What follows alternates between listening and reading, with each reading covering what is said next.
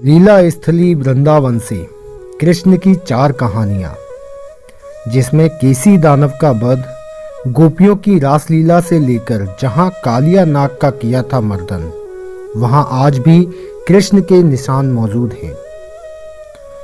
मित्रों, कृष्ण को लीलाधर कहा जाता है। उन्होंने जन्म से लेकर गोलोकवासी होने तक कई लीलाएं की, जिनके निशान आज भी मथुरा में मौजूद हैं। उनकी अपनी पौराणिक महत्ता है। बड़ी संख्या में आस्थावान यहाँ दर्शन पूजन के लिए आते हैं। साथियों, उन्हीं कृष्ण की तमाम लीलाओं में से 4 लीलाओं के बारे में हम आपको बताएंगे।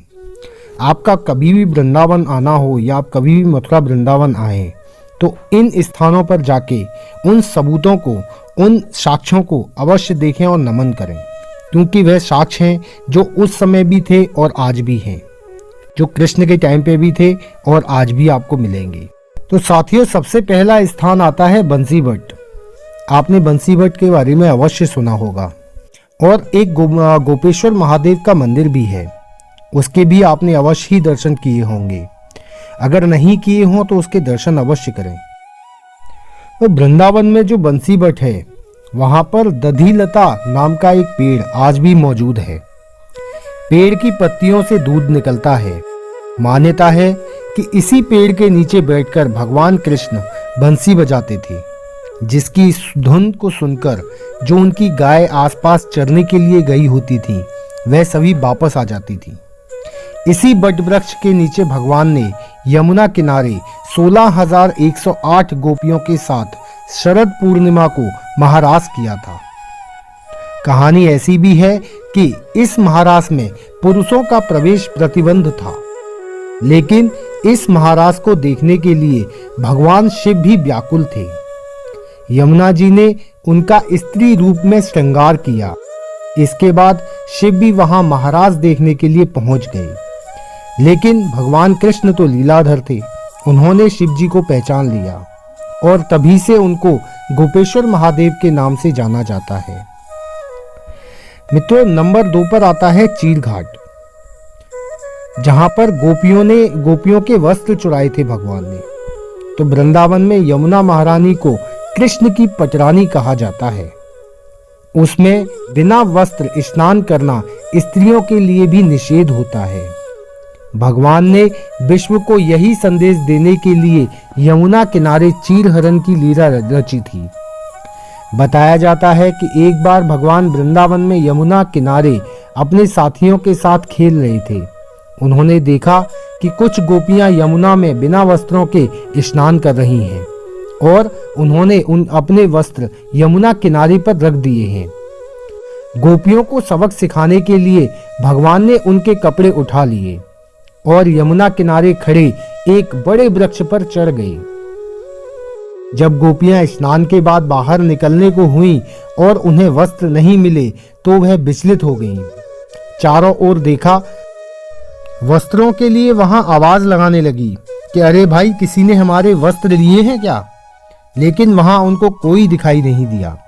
इसी बीच गोपियों की निगाह यमुना किनारे एक बड़े पेड़ पर बैठे श्री कृष्ण भगवान की ओर गई, जहां वह वस्त्र लेकर के बैठे हुए थे।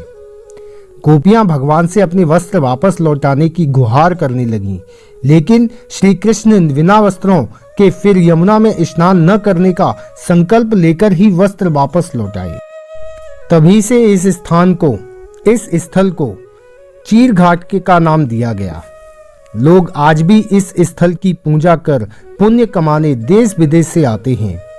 आज भी कई श्रद्धालु इस पेड़ पर कपड़ा बांधकर अपनी मनोकामना मांगते हैं। तो साथियों, आपका वृंदावन आना हो तो इन 4 जगहों पर, जो 2 जगह हमने आपको बता दी हैं और 2 जगह हम आपको और बता रहे हैं, इन 4 स्थानों पर जाकर इन साक्ष्यों को अवश्य देखें। नंबर 3 पर आता है काली घाट।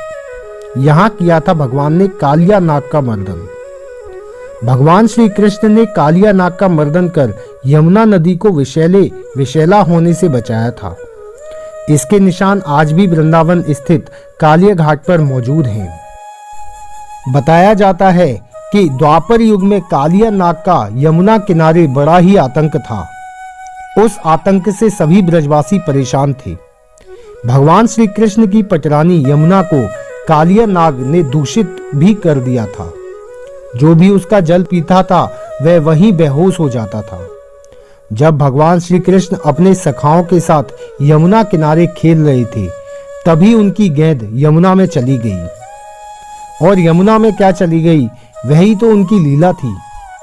उसी गेंद को लेकर भगवान श्री कृष्ण यमुना में कूद गए और वहां लगभग 3 दिन 3 रात रहे। जैसे ही इसका पता माता यशोदा और नंद बाबा को चला तो उनका रो रो कर बुरा हाल हो गया। वह स्थान अभी भी वृंदावन के कालिया घाट के नाम से फेमस है। केली कदम्ब के पेड़ पर भगवान के छोटे छोटे पैर और हाथों के निशान अभी भी आप देख सकते हैं। और मित्रों, नंबर 4 पर आता है केसी घाट। यहीं किया था केसी दानव का वध। मथुरा के राजा कंस के मित्र कहे जाने वाले केसी दानव का वध भगवान श्री कृष्ण के द्वारा यमुना के घाट पर किया गया था। केसी दानव राक्षस को जब कंस ने अपने काल के रूप में श्री कृष्ण के बारे में जानकारी दी तो वह ब्रजवासियों को आहत पहुंचाने के लिए वहां पहुंच गया। केसी दानव द्वारा घोड़े के रूप में वृंदावन पहुंचा और ब्रजवासियों के साथ जीव जंतुओं को हानि पहुंचाने लगा। जिसके बाद भगवान श्री कृष्ण ने केसी दानव का केश पकड़कर उसका वध कर दिया। तभी से इस घाट को केसी घाट के नाम से जाना जाता है। आज भी है यह स्थान यमुना किनारे वृंदावन में मौजूद है।